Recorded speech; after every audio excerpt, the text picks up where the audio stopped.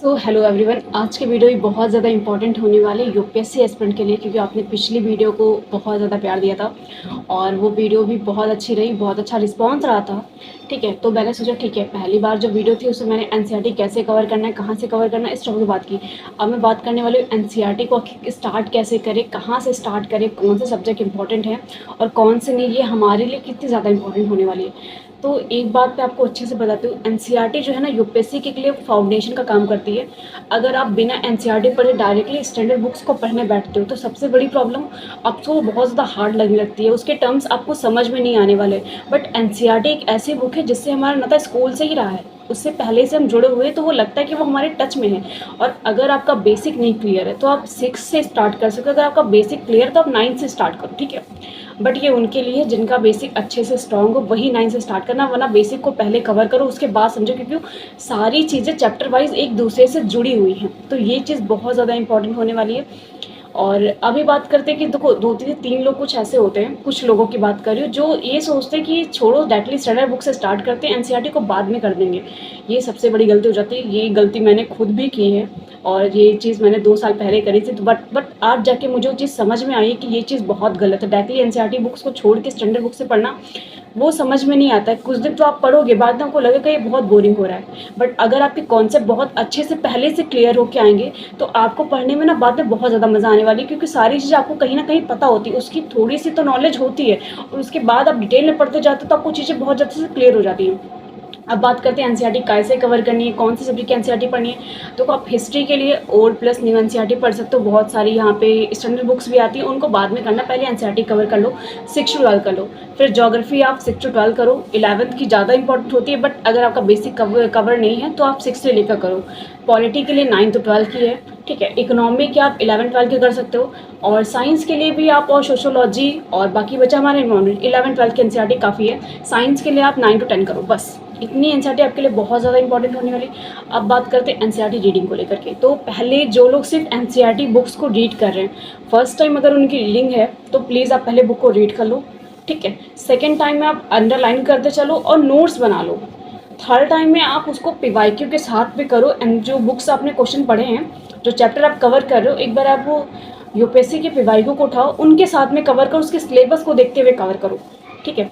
अभी एक चीज़ और बताऊंगी, आप जो नोट्स बनाओगे बहुत ज़्यादा डिटेल में, आप हर एक पेज के बहुत ज़्यादा डिटेल में नोट्स बनाने की कोशिश मत करना, ये सिर्फ टाइम वेस्ट है। बहुत ज़्यादा शॉर्ट नोट और क्रिप्स नोट बनाना, जो आपको रिवीजन करने के लिए बस रहे कि माइंड में एक वर्ड देखते ही आपको चीज़ें क्लियर हो जानी चाहिए कि ये एक वर्ड किस टॉपिक से जुड़ा हुआ है। ये नहीं कि आप पूरा डिटेल में बैठ के बनाने लग जाए, ये सिर्फ टाइम वेस्ट होता है स्टार्टिंग के लिए, तो ये बिल्कुल गलत है।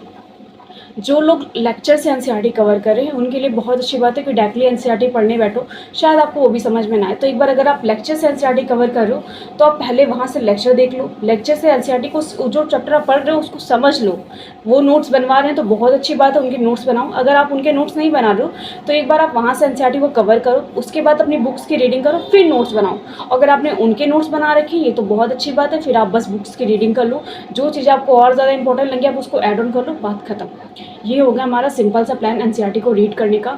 और बाकी जो चीज़ें रही कि अभी हमने एनसीईआरटी तो कवर कर ली, उसके साथ आप भी देखो कि आप उसके सिलेबस को लिंक कर पा रहे हो यूपीएससी के सिलेबस के साथ में या नहीं। तो पहले यूपीएससी के सिलेबस से लिंक करो और फिर करंट अफेयर के साथ लिंक करके देखो, जो चीज़ें आपने पढ़ी हैं उनसे रिलेटेड अगर कोई न्यूज़ में कोई चीज़ चल रही है तो उसको करंट अफेयर के साथ में लिंक करते हुए चलो, और साथ में एक शॉर्ट नोट्स उसका रेडी करते हुए चलो कि ये चीज़ आपने यहाँ से पढ़ी और ये टॉपिक आपका करंट अफेयर का है, तो एक साइड में कॉलम रख लो, वहाँ से वो करंट अफेयर की इंपॉर्टेंट छोटी छोटी न्यूज़ होती हैं उनको लिंक करते रहो ताकि आपको चीज़ें और ज़्यादा क्लियर हो सके। यूपीएससी में अगर हम एनसीईआरटी की बात करें तो ये एकदम बैकबोन की तरह है। अगर आपने एनसीईआरटी को अच्छे से कवर कर लिया तो आप स्टैंडर्ड बुक्स आपके लिए पढ़ना बहुत ज़्यादा इजी हो जाएगा और अपनी सारी चीज़ें बहुत अच्छे से कवर कर लोगे। और आप चाहो तो दिन में 2 एनसीईआरटी को पैरेलल लेकर चल सकते हो, 2 एनसीईआरटी को लेकर के चलो। जैसे आपने स्टार्टिंग की आपने ज्योग्राफी और प्लस पॉलिटी, दोनों सब्जेक्ट को आप लेकर के चल सकते हो। इन दोनों सब्जेक्ट को पैरेलल लेकर के चलो। दिन के दोपहर तक आपने एक सब्जेक्ट एनसीईआरटी कवर की, दूसरे टाइम में, शाम के टाइम में आपने दूसरे एनसीईआरटी कवर कर ले। तो दिन में 2 एनसीईआरटी लेकर के चलो। 2 से 3 महीने बहुत होते हैं एनसीईआरटी को कवर करने से पहले।